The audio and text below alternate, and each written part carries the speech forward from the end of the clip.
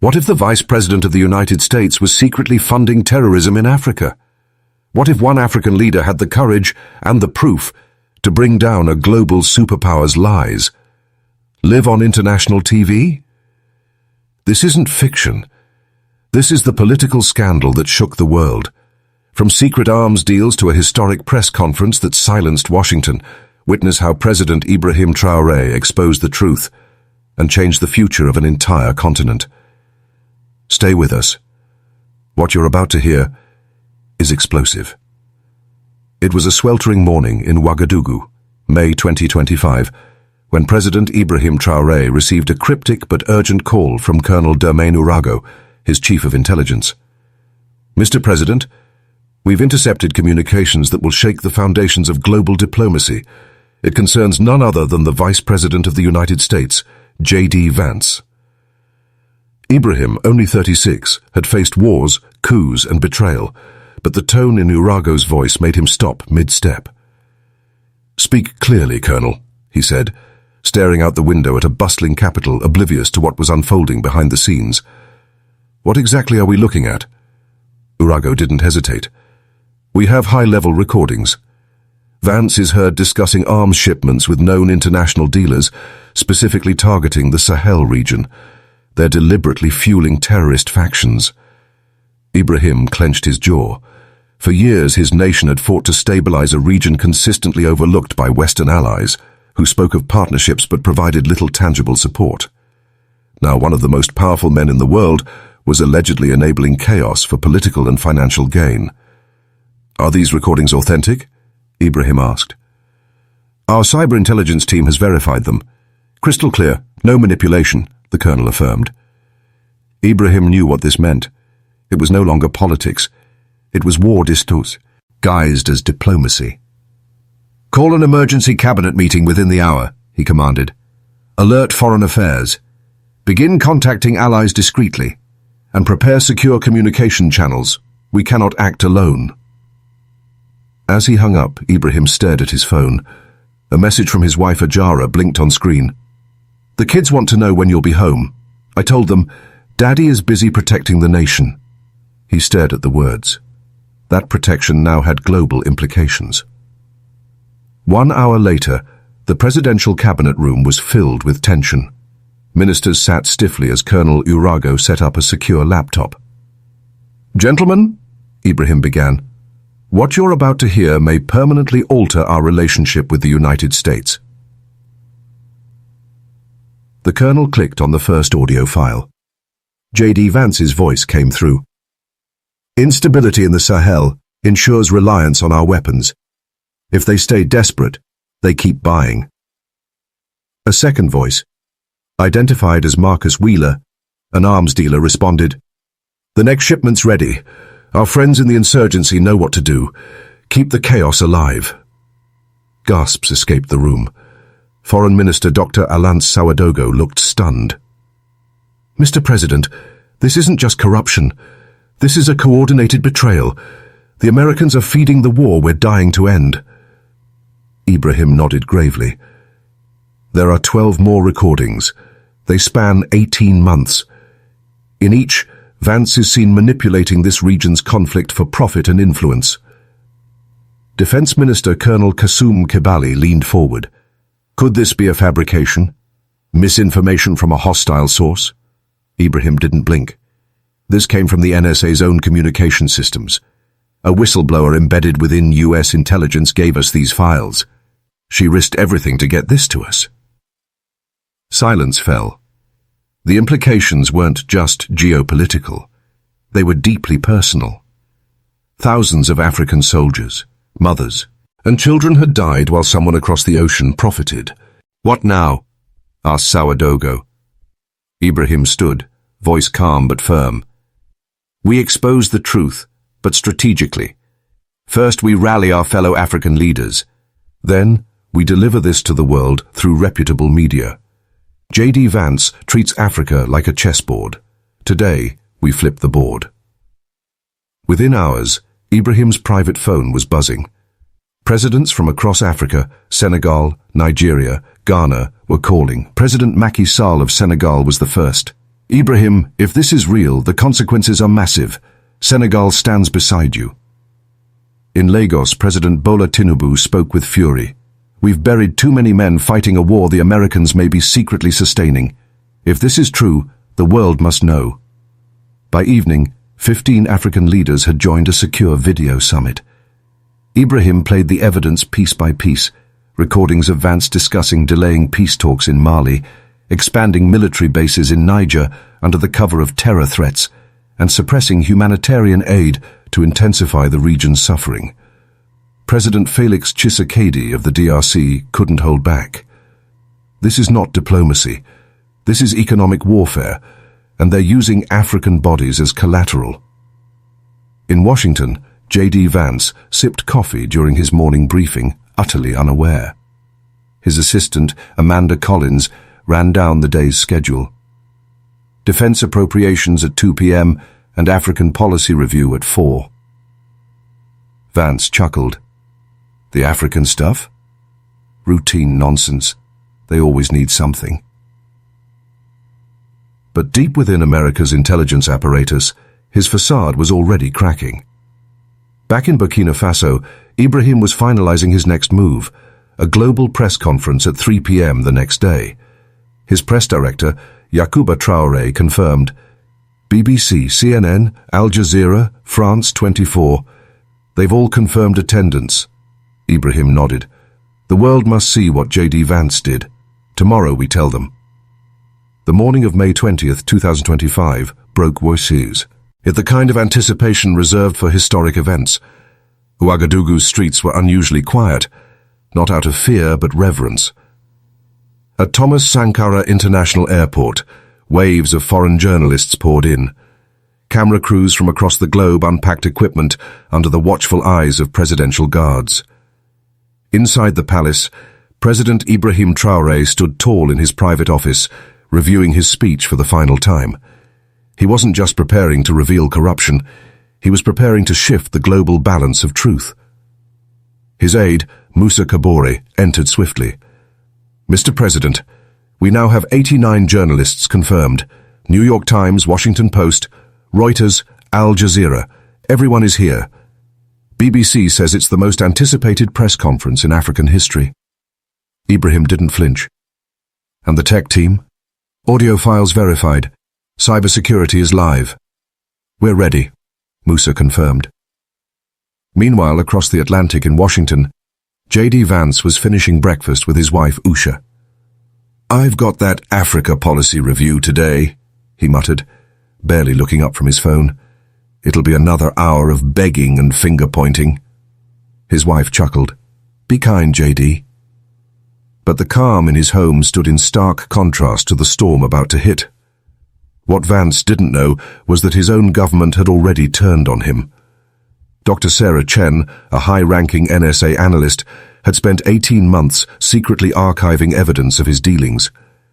She had watched in horror as arms shipments were diverted and humanitarian missions quietly delayed, all coordinated from within Vance's office. She couldn't stay silent, not when the cost was African lives.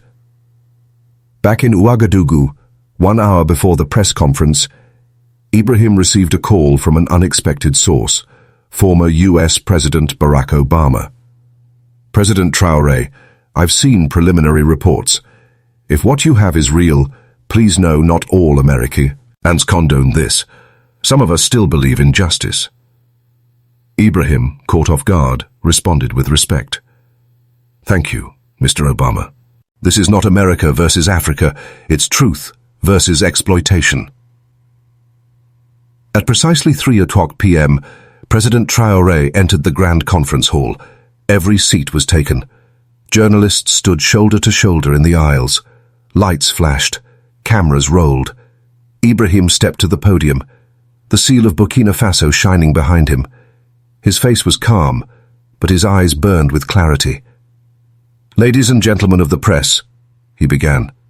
Today, I present irrefutable evidence of a conspiracy, one that has claimed lives across the Sahel and betrayed the very ideals America claims to defend. A hush fell over the room. He motioned to a large screen behind him. The first audio played. JD Vance's voice echoed clearly. The beauty of the African strategy is that chaos breeds dependence. The more unstable they get, the more they need us.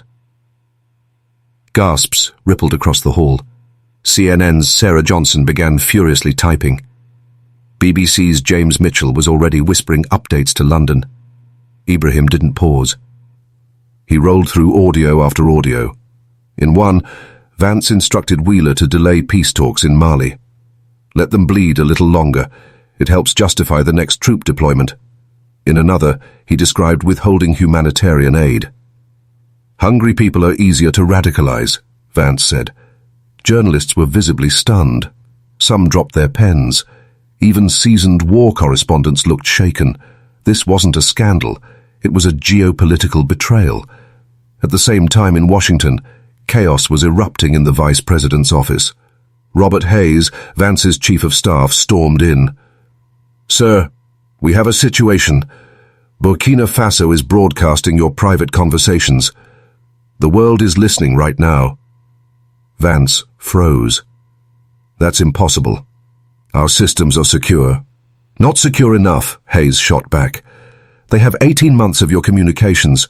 Everything. Arms deals, terrorist ties, aid blockades. The first time in his political life, JD Vance felt real fear. He turned on the TV just as Ibrahim played a clip where Vance said, "The more chaos we create, the more weapons we sell. It's a perfect business model." His face turned white. In mere minutes, the hashtag #VanceGate exploded online. On TikTok, Instagram and Twitter, clips from the press conference flooded timelines. Millions watched in real time as Africa confronted American corruption. Protesters began gathering outside the White House before the broadcast had even ended. In Europe, leaders responded within hours. French President Macron tweeted, "If these revelations are true, France will stand with our African allies. Corruption must be punished." German Chancellor Olaf Scholz called for a NATO investigation. British Prime Minister Rishi Sunak demanded an emergency call with the US ambassador. But the biggest blow came from within America itself. Senator Bernie Sanders called an emergency press conference. If these tapes are real, then JD Vance has committed crimes not only against international law, but against humanity. He must resign or be removed. Within hours, House Speaker Jeffries announced a formal inquiry. By nightfall, Congress was buzzing with talk of impeachment. At the White House, President Trump was briefed on the growing crisis. "Sir, this is political meltdown. Allies are distancing. Congress is furious. JD Vance is toxic." Trump, always a survivor, frowned. "Get me a secure line to Traoré, now." Back in Ouagadougou, President Ibrahim stood beneath the national flag as another reporter asked, "Mr. President, how did you acquire this evidence?" He didn't flinch. "From a courageous American whistleblower." Dr. Sarah Chen risked everything to expose this betrayal. She could no longer watch her country profit from our suffering. The room fell into stunned silence. In Langley, CI, a director, William Burns, slammed his fist on the table. "Find Dr. Chen. This is now a national security emergency." As the world reeled from the shocking evidence, Washington entered full-blown crisis mode. JD Vance's press secretary, Amanda Collins, faced a barrage of questions from journalists. "The vice president categorically denies all allegations," she insisted.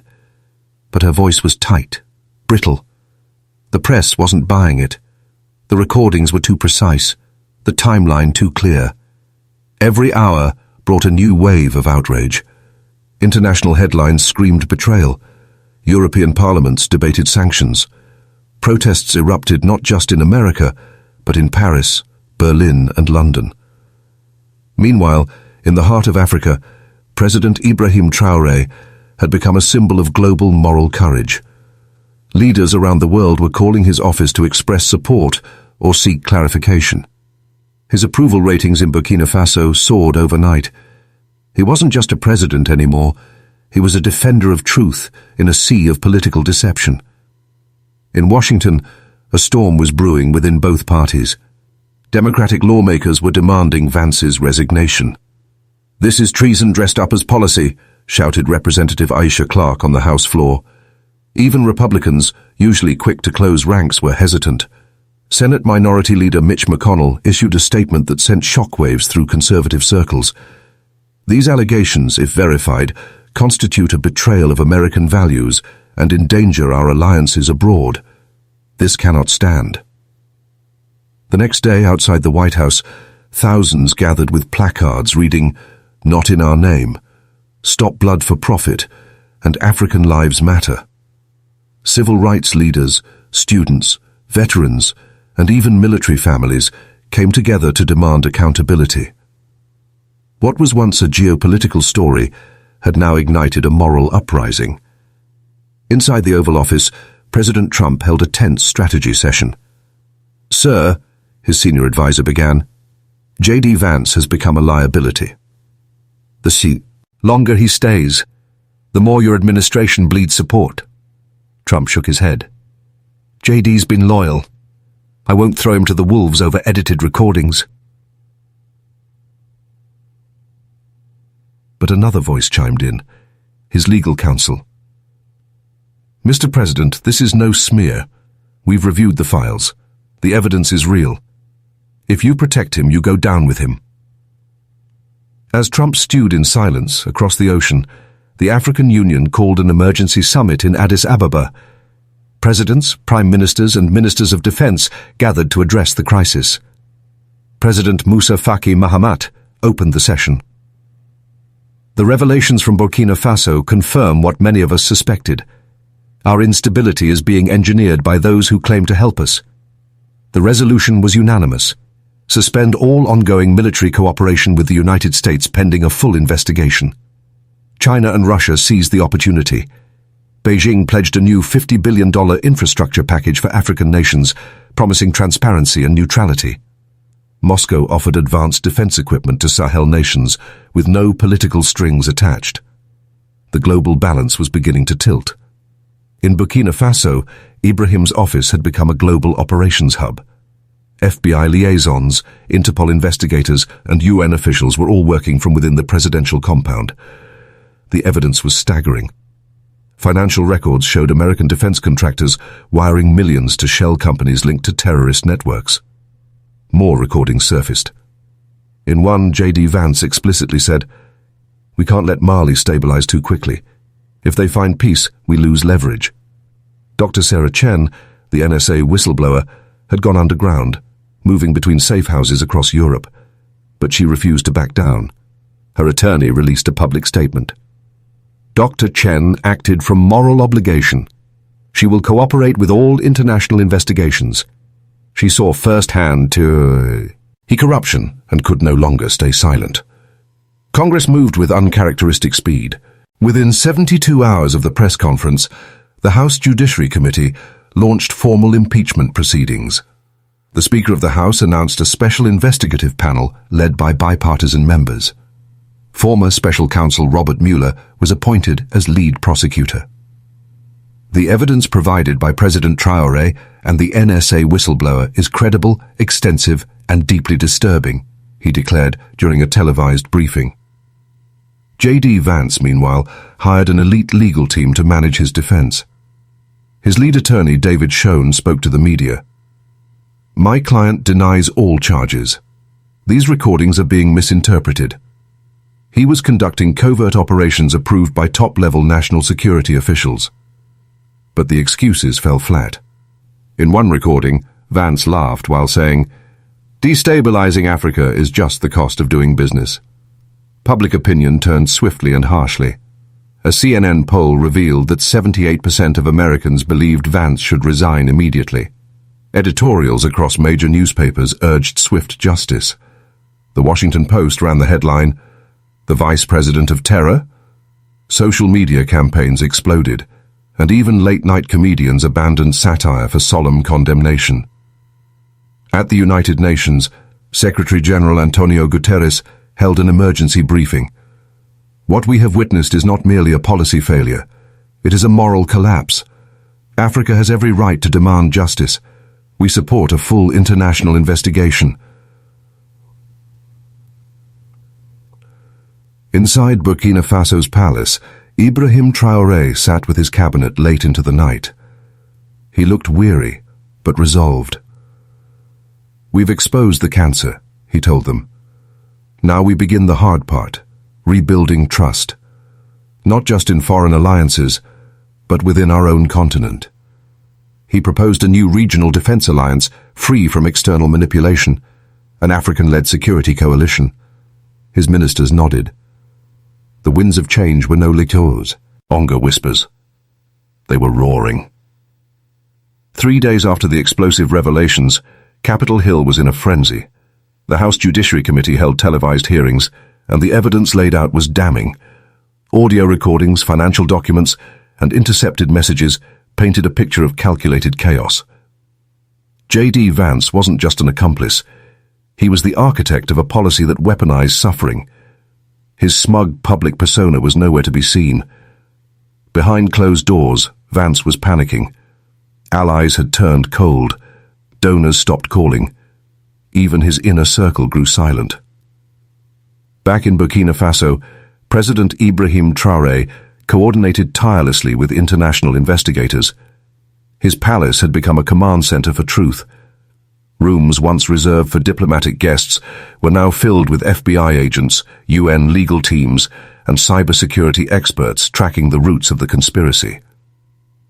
"This isn't about one man," Ibrahim told them. "Our data shows this network involves multiple US officials, defense lobbyists, and private contractors." Vance was the face, not the foundation. The corruption ran deeper than anyone expected.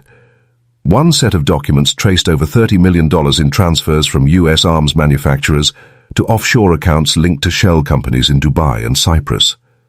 Those accounts, in turn, funded insurgent groups in Niger and Mali. Ibrahim stood before the Joint Task Force one evening and declared, "Every dollar in these files represents blood spilled in our villages. Every contract signed was another coffin nailed shut." Then came the final bombshell. Dr. Sarah Chen agreed to testify. Speaking from an undisclosed location via secure video link to a joint congressional committee, she began with a simple sentence. "I never imagined I'd betray my country's silence, but I could no longer betray its soul." For over an hour, she laid out the systemic deceit. JD Vance initiated covert directives. He bypassed oversight committees. He approved arms shipments under humanitarian codes. He blocked aid channels when the data showed they were reducing militant recruitment. He weaponized hunger, fear, and instability, and the administration knew. Her testimony stunned the nation. Live viewership reached 62 million. Even the most hardened skeptics began to question everything. On the floor of Congress, legislators called it the darkest moment in American diplomacy since Watergate. And outside, the protests swelled. In New York, tens of thousands gathered in Times Square chanting, "No more blood for profit." The White House perimeter was sealed off by barricades as the anger of a nation threatened to boil over. President Trump faced a turning point. His advisers warned him, "Sir, if you don't act, this scandal will become your legacy." Trump paced, uncharacteristically quiet. Finally, in a live national address, he spoke to the American people. "After reviewing the evidence and consulting with congressional leaders, I am asking for the resignation of Vice President JD Vance, effective immediately. The allegations are grave. The integrity of our government demands accountability." JD Vance's resignation letter was terse. "I deny all allegations, but recognize that my continued service would hinder the administration. I resign, effective immediately." It did little to stem the tide. Within hours, federal prosecutors announced formal charges: arms trafficking, conspiracy, and financing terrorism. It was unprecedented. A sitting Vice President of the United States now faced the very laws he once helped enforce. Back in Africa, the mood was one of both vindication and pain. At the African Union's follow-up summit, President Macky Sall of Senegal summed it up with chilling clarity. "We take no joy in being right. How many of our children died while JD Vance calculated margins? This must never happen again. But Ibrahim was already looking forward. Exposing the truth is only step one, he told his ministers. Now we build a future that does, not rely on others to define us. He proposed the creation of an African intelligence consortium, shared data, regional surveillance, and collective cyber defense, controlled entirely by African governments. His proposal received unanimous support. Global reactions poured in. The European Union announced a sweeping review of all its military contracts, with the US-NATO suspended joint operations in the Sahel. And the Nobel Peace Prize Committee quietly reached out to Ouagadougou for further information about President Traoré's actions. Meanwhile, Dr. Sarah Chen became both a hero and a fugitive. The FBI had issued a warrant for her arrest under charges of leaking classified information, but human rights groups worldwide declared her a symbol of moral conscience. Switzerland granted her political asylum, and her upcoming book, Whistle of Conscience, was already a bestseller in pre-orders. In interviews, she said, "President Traoré reminded me what duty actually means. He didn't just save lives, he saved integrity." Across Africa, Ibrahim's courage sparked a new wave of leadership. Youth movements sprang up, advocating for transparency, reform, and independence from neo-colonial influence. Burkinabe embassies around the world reported record numbers of requests for partnerships, investment, and diplomacy. Ibrahim wasn't just a regional leader anymore, he was a symbol of possibility. In Washington, the final act was still unfolding. JD Vance's former chief of staff, Robert Hayes, turned state's witness. In a blistering congressional testimony, he said, "I stayed silent for too long. I saw the memos. I sat in the meetings. JD Vance knew what he was doing. He saw Africa not as a partner, but as a profit center." As his words echoed through the chamber, the weight of the scandal became undeniable. America had not just lost a vice president, it had lost face. And it was young. President Ibrahim Traoré, once dismissed as a military outsider, who had delivered that reckoning with dignity, facts, and unwavering conviction. By early June 2025, the political landscape had shifted irreversibly. JD Vance, once a rising star in American politics, now sat behind bars, indicted on multiple federal charges. His mugshot dominated global headlines. In the courtroom, surrounded by federal marshals and a swarm of media, he looked nothing like the polished vice president of months past. The verdict was swift and unanimous. Guilty on all counts. Arms trafficking, financing terrorism, conspiracy against international peace. The sentence, 25 years in federal prison without parole. The trial had exposed not just one man, but a system. Over a dozen U.S. defense contractors were implicated. 2 senior Pentagon officials resigned in disgrace. Congressional hearings expanded. Investigative journalists uncovered further links between private security firms and terror networks operating in the shadows of Africa's conflict zones. The damage to America's credibility was immense. A global superpower had been caught manipulating instability for profit, and the world was watching. In Burkina Faso, Ibrahim Traoré continued to lead not with vengeance but with vision. When asked during an interview what he felt watching JD Vance sentenced, he responded simply, "Justice isn't about punishment. It's about restoring what was stolen, dignity, trust, and peace." President Trump, desperate to repair his administration's image, made a bold move. He boarded Air Force One and flew to Ouagadougou, where he was received with strict protocol but cool formality. At the state ceremony, Trump offered a formal apology. "President Traoré," he said, standing beside the man who had exposed his vice president, "your courage has reminded us what leadership looks like. On behalf of the United States, I apologize for the betrayal committed against your people." Ibrahim, composed and resolute, shook Trump's hand. "This was never a war bet. We nations," he replied. "This was a reckoning between truth and deceit. We accept your apology, but we demand permanent change." And change came. The US Congress passed sweeping foreign policy reforms, including a complete restructuring of overseas military oversight and a new international transparency charter. American aid to Africa was restructured, no longer tied to military interests but routed through independent development bodies. Defense contractors linked to the conspiracy were dismantled, and billions in seized assets were redirected to infrastructure, health, and education projects across the Sahel.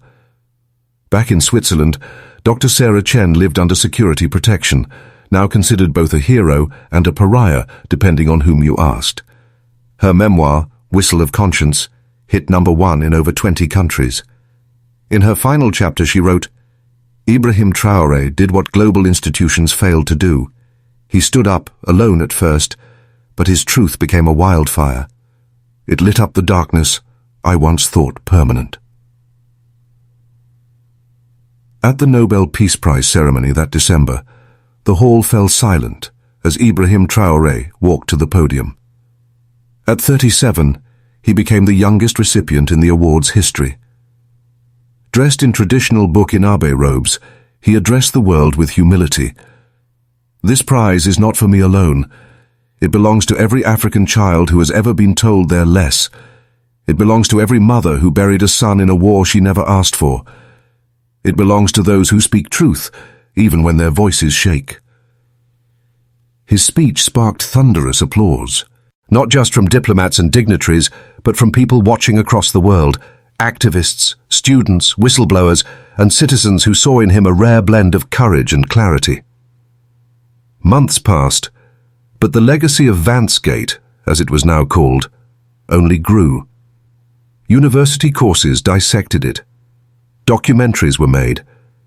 In high schools across Africa, students studied Ibrahim's actions as a case in ethics and sovereignty.